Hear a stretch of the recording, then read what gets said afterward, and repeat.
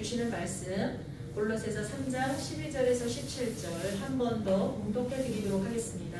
제가 봉독할 때 그 말씀을 여러분 가슴에 새기시기를 바랍니다. 그러므로 너희는 하나님이 택하사 거룩하고 사랑받는 자처럼 긍휼과 자비와 겸손과 온유와 오래 참음을 옷 입고 누가 누구에게 불만이 있거든 서로 용납하여 피차 용서하되 주께서 너희를 용서하신 것 같이 너희도 그리하고 이 모든 것 위에 사랑을 더하라. 이는 온전하게 매는 띠니라. 그리스도의 평강이 너희 마음을 주장하게 하라.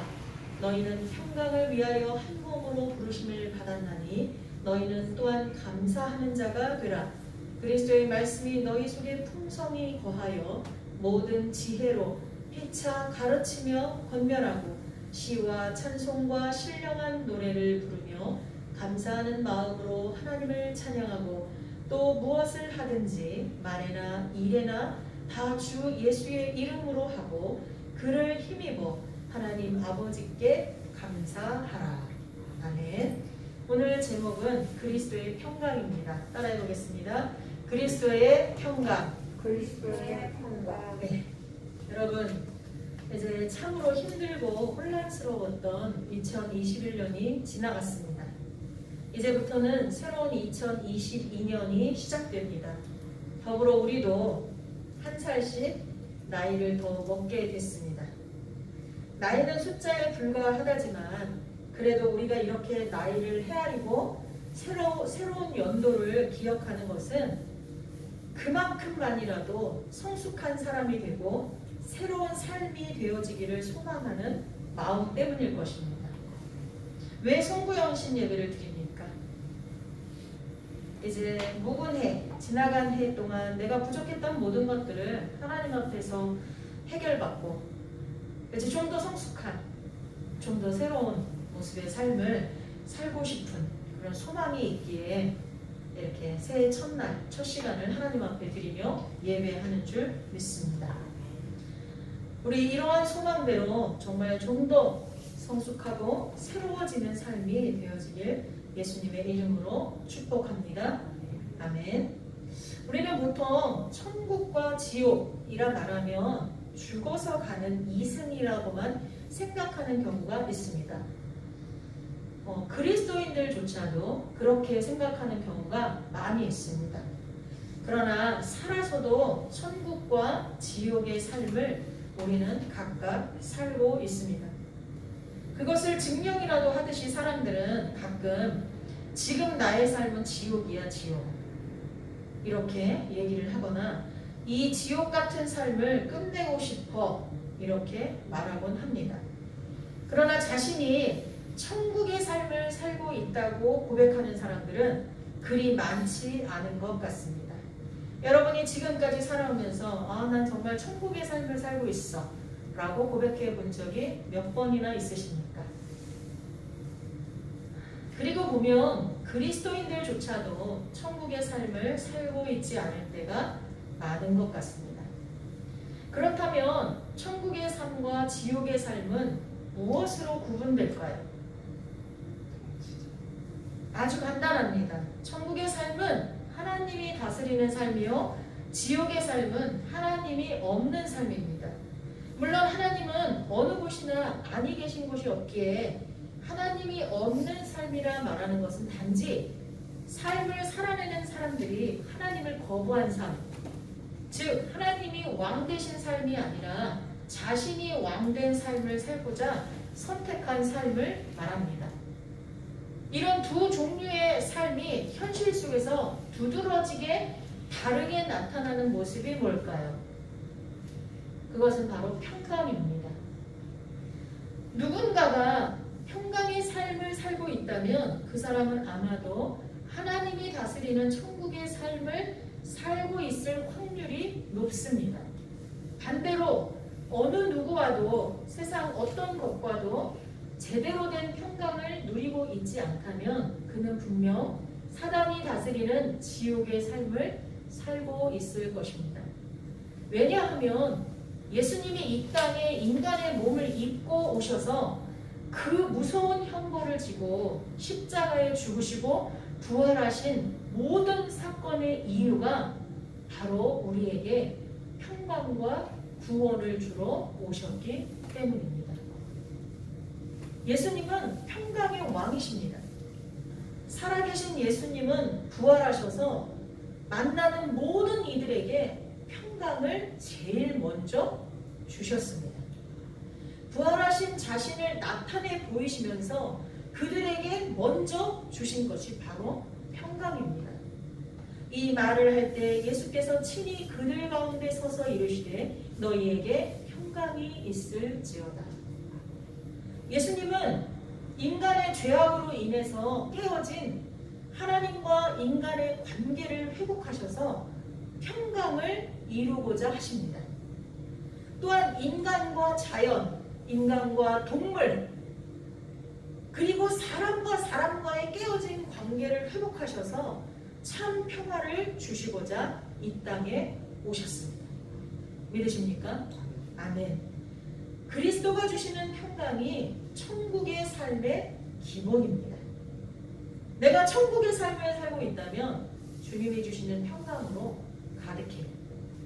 내 마음에 평안이 가득하고 사람과 사람과의 관계에 평화가 가득하다는 거예요. 우리는 누구나 행복해지기를 원합니다. 그래서 참으로 열심히 삽니다. 많이 가지고 많이 누리면 행복인 줄 알고 그렇게 합니다.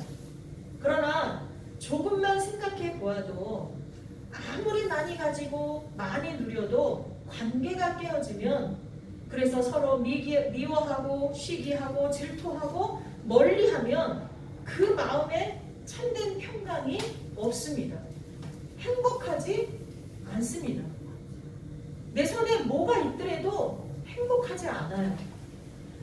결국 사람들이 행복하게 살고 싶어 하는 것은 다른 말로 하면 모든 사람들과 평화를 누리며 살고 싶다는 말로 바꿀 수가 있다는 것입니다. 그런데 모든 사람과 평화를 누리며 산다는 게 우리 힘으로 됩니까? 안 돼요. 저는 안 됩니다. 저는 안 돼요. 가장 사랑해야 할 가족에게 가장 큰 상처를 입히는 사람들이 바로 가족입니다. 나한테 가장 큰 상처를 입힌 사람은 가족이에요. 또 나도 가족한테 가장 많은 상처를 입힙니다. 그것도 부모 자식 간에, 형제 간에 그렇게 합니다. 그러니 성도 간에나 이웃 간에, 직장 동료 간에는 오죽하겠습니까? 사람들과의 화목함이 얼마나 어려우면 이제는 결혼도 안 하고 자식도 안 나고 그저 혼자 살면서 그 외로움을 반려동물과 함께 하려고 하는 사람이 많습니다. 동물과는 그래도 사람들보다는 덜 갈등을 겪게 되기 때문입니다. 물론 요즘에 동물농장이나 이런 어떤 그 반려견 훈련하고 반려묘 훈련하는 그런 프로그램에서 보면 동물과도 갈등이 심하더라고요. 근데 사람들과의 갈등만 하겠습니까? 그렇진 않죠. 물론 그 이유 하나로 사람들이 결혼을 안 하거나 자식을 안 낳고 반려동물과 사는 것은 아닙니다. 다른 수많은 이유들이 있겠지만 아무튼 분명한 것은 누군가와 갈등 없이 화평을 이룬다는 것, 그래서 평강의 삶을 산다는 것은 우리 힘으로 성취될 수 있는 것은 아닙니다. 여러분, 나는 내 힘으로 모든 사람들과 화평하게 살 수 있다. 그런 사람 손 들어보세요. 절대 안 돼요. 진짜 안 됩니다. 오직 평강의 왕이신 하나님이 주시는 선물로 가능합니다. 때문에 우리는 예수님을 따르고 예수님을 닮고 예수님과 바른 교제를 하려고 애를 쓰는 것입니다. 그래야 예수님이 주시는 그리스도의 평화가 우리들의 마음과 삶을 다스리기 때문입니다. 오늘 본문 12절에서 13절에 보면 하나님의 택하심을 받아 새롭게 된 사람이 새롭게 된 그리스도인이 가져야 될 성품이 나오고 있습니다. 그것은 긍휼, 자비, 겸손, 온유, 오래 참음, 서로 용납하고 용서하는 것, 그리고 마지막에 그 위에 사랑을 더하는 것이라고 말씀합니다. 이것이 예수님을 구주로 영접한 사람들의 참 모습이어야 된다고 말씀합니다. 또한 평강을 위하여 부르심을 받은 자녀들이 지녀야 될 성품이라고 말합니다. 그리고 갈라디아서 5장 22절에서 23절에 보면 여기에 나와 있는 이것들이 성령의 열매라고 말씀합니다. 자, 그런데 과연 사람들 중에 이런 열매를 온전히 맺는 사람이 몇 명이나 있을까요? 아니, 이 열매들 중에 하나라도 제대로 맺는 사람이 있을까요? 제가 한번 생각해 봤습니다. 어떤 사람이 저한테 당신은 사랑이 없는 것 같아요. 당신은 나를 사랑하지 않는 것 같아요. 라는 질문을, 그 말을 한 적이 있습니다. 오래전에도 들었고 최근에도 들었습니다.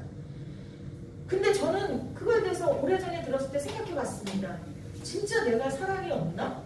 생각해 봤어요. 내가 가장 가까운 가족들도 사랑하지 않나? 하고 생각해 봤거든요. 근데 결론은요, 사랑하지 않더라고요. 왜 그런 결론을 내렸냐면요, 사랑은요, 고린도서 13장에 보면 사랑은 어떻대요? 온유하고 오래 참고 뭐 쭉 나오잖아요. 근데 거기에서 내가 과연 해당되는 게 몇 개나 있나? 별로 없더라고요. 그래서 나는 진짜 사랑이 없구나. 그 하나님한테 사랑을 구합니다. 근데 여기에 나와 있는 이 성령의 열매, 나는 성령 충만함을 입고 있는데 내가 이 열매를 내고 있나? 여기서 여러분 하나라도 자기가 완전하게, 이렇게 온전하게 열매를 맺고 있는 거 한번 찾아보세요. 예를 들어서 내가 누구를 사랑한다고 치고 그 사랑하는 대상을 떠올려 보세요. 그리고 그 사람을 향하여 내가 이런 것들을 다 하고 있나? 저 자신이 없더라고요. 이것들이 다 갖춰진 뒤에 마지막으로 거기가 연결되는 게 뭐예요? 사랑으로 다 이것들이 연결되는 거거든요. 안 되더라고요. 근데 여러분, 그게 당연합니다.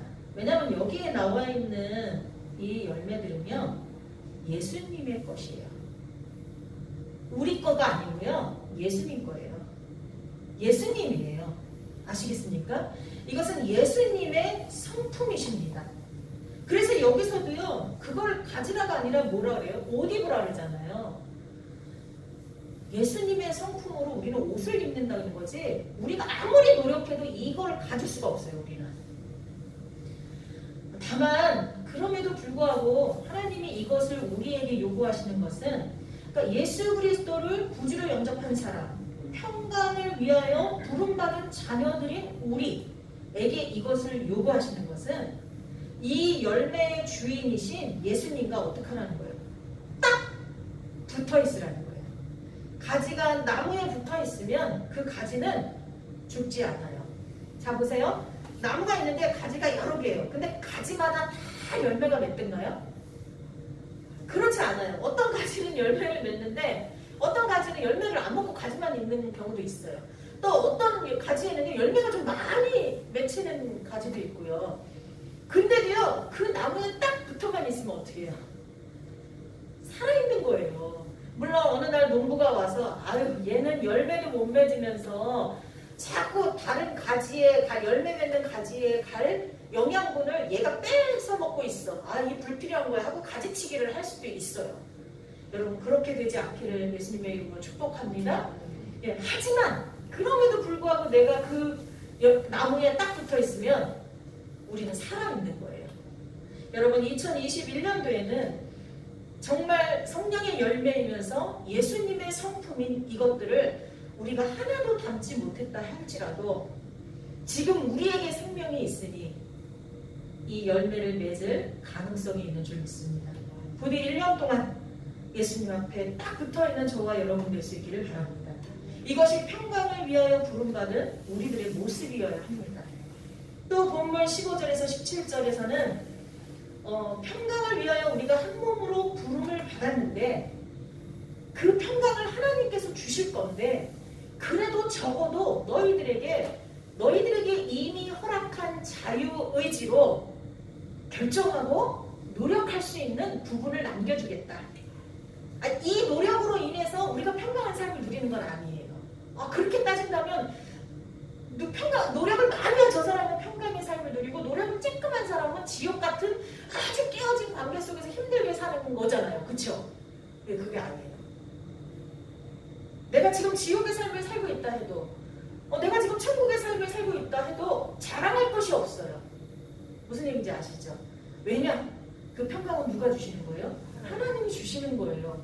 근데 다만 우리에게 아주 작은 1%라도 노력할 수 있는 의지를 주셨잖아요. 자유의지를.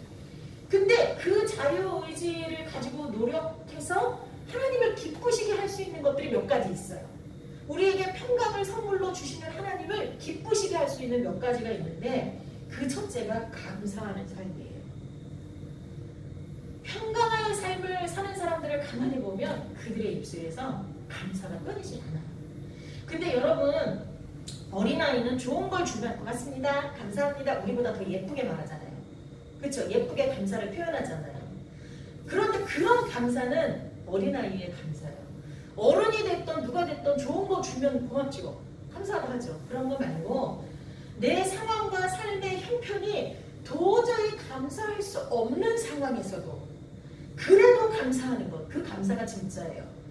왜냐하면 그런 감사는요, 내 삶의 주권자이신 예수님에 대한 확실한 신뢰가 있어야 돼요.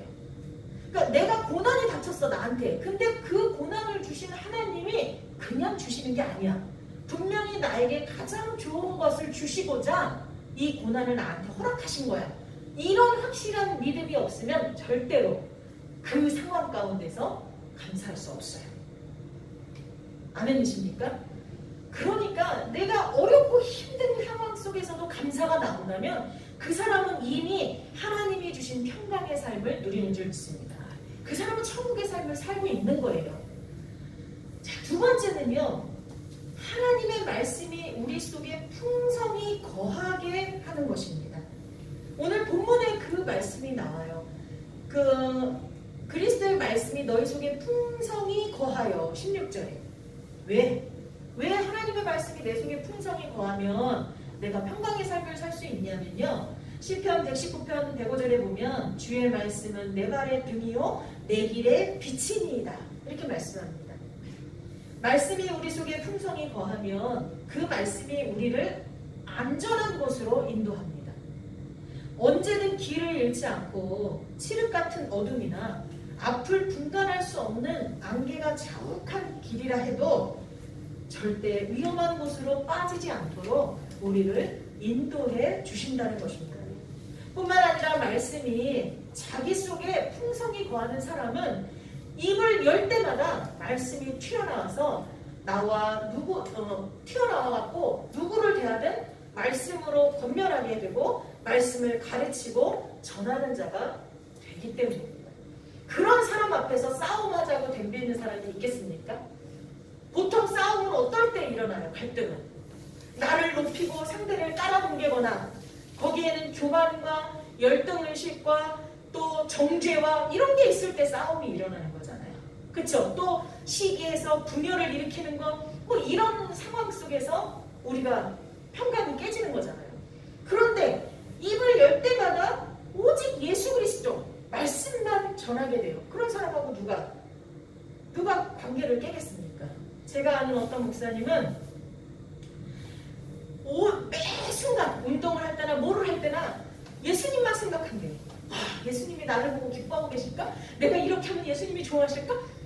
무조건 예수님만. 그리고 그분이 만나는 어떤 공동체가 있는데 거기서 결의를 했답니다. 옛날 같으면 이렇게 혈서를 딱 써서 다 이렇게 하는 것처럼 결의를 했는데 무슨 결의냐면 우리는 꺼졌어요. 우리는 만나기만 하면 예수님만 얘기하자. 우리는 만나면 다른 어떤 것도 얘기하지 말자. 누구누구 장로가 어떻고 누구누구 집사가 어떻고 이런 얘기 하지 말자. 우리는 모이기만 하면 오직 예수 이렇게만 얘기하자고 했답니다. 근데 그리고 나서 놀라운 변화가 생기기 시작했는데 그 모임이 그렇게 즐겁고 그렇게 복되고 그리고 다시 또 가고 싶고 다시 또 만나고 싶고 그런 모임이 됐다고 간증을 하시는 것을 들었습니다. 여러분 한번 해보세요. 2022년에는 우선 내 안에 말씀이 풍성할 수 있도록 말씀을 많이 읽으세요. 그리고 만나는 사람마다 만나면 오직 예수님만 말씀하세요. 그러니까 예수님만 자랑하는 거예요. 부모들이요, 자식을 키울 때요, 사람들을 만나면 누구 얘기만 해요? 자녀 얘기만 해요. 자녀 얘기만. 그냥 뭐 자녀들이 그냥 뭐 나쁜 거든 좋은 거든 그냥 입만 열었다면 자녀 얘기를 해요. 왜요? 자녀를 사랑하기 때문에. 그리고 자녀에게 모든 신경이 집중되어 있기 때문에 자녀 얘기만 하는 거예요. 여러분, 우리의 모든 신경이 누구에게 집중되어야 됩니까? 예수님께 집중된 그런 삶을 살 수 있기를 축복합니다. 예, 그 다음 셋째는요, 시와 찬송과 신령한 노래를 부르며 감사하는 마음으로 하나님을 찬양하는 예배의 삶입니다. 살아계신 하나님을 예배하는 삶은 그분과 함께하는 복을 누리는 삶입니다. 하나님이 주시는 복은 언제 임합니까? 하나님을 예배할 때 임합니다. 마리아가 예수님의 죽으심과 부활하심을 준비할 수 있었던 것도 마르다처럼 예수님과 제자들을 융숭하게 대접하고 싶은 그런 욕망을 내려놓고 오직 예수님만 차지한 거예요. 오직 예수님 앞에 무릎 꿇고 예수님만 쳐다보고 예수님의 말씀만 들은 거예요. 마리아는요, 예수님을 선택한 거예요. 근데 마르다는 뭘 선택했어요? 주변의 것들을 선택한 거예요. 그래서 마르다가 불평을 하며 예수님 앞에 마리아도 같이 나를 도와 일하게 해달라고 하니까 예수님이 보통의 윤리적인 차원에서는 야, 마리아야, 너는 어쩜 이렇게 얌체같이 너의 언니는 그렇게 힘써서 일하고 있는데 너는 내 앞에서 턱만 쳐다보고 그렇게 앉아있을 수 있냐? 라고 해야 세상 윤리적으로 맞는 거잖아요. 근데 주님은 그렇게 안 하셨어요. 마르다야, 너는 왜 여러 가지로 인하여 분주하냐? 진짜 중요한 하나만 선택해라 그랬어요. 근데 우리 인생 가운데 진짜 중요한 게 뭡니까? 예수님 한 분입니다. 그 예수님 한 분을 바라보는 것이 예배입니다. 그 예수님 앞에 무릎 꿇는 것이 예배고 그 예수님이 주시는 말씀 앞에 아멘하는 것이 예배입니다. 여러분, 그 예배를 절대로 빼앗기지 마시기 바랍니다. 그 예배를 소홀히 하지 마시기 바랍니다.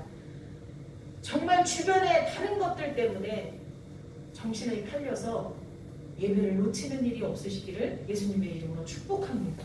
마지막으로 평강의 삶을 살기를 소망하는 사람이라면 무슨 일을 하든지 예수님의 이름으로 하고 예수님이 공급하시는 것을 힘입어서 누구를 대하든 예수님께 대하듯 하면 그 안에는 평강이 있을 수밖에 없습니다.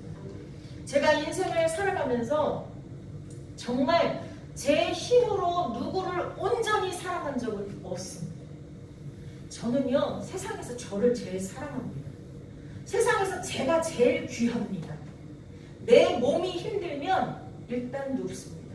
내가 제일 귀해요. 남들이 보면 그래도 봉사를 좀 하는 것 같이 보일지 몰라도 안 그래요. 나는 내가 제일 소중해요. 그런데요, 하나님이 내게 공급하시는 사랑이 넘치면 안 그래요. 내 몸을 불살라서라도 누군가에게 헌신하고 누구를 돕게 돼 있어요. 제 기억으로는 그렇게 하나님이 공급하시는 힘으로 사랑했던 사람이 2명 있습니다. 2명 있어요. 그런데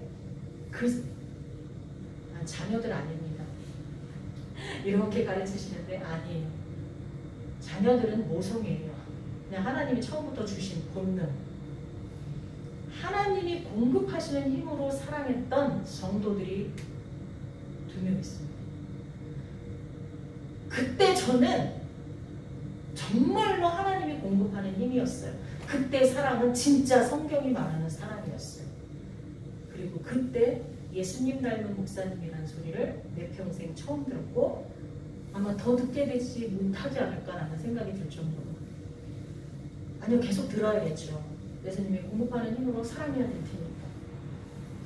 여러분, 예수님이 공급하는 힘으로 누군가를 대할 때는요, 본인이 알아요. 아, 이게 진짜구나. 그리고 이건 내 거가 아니구나.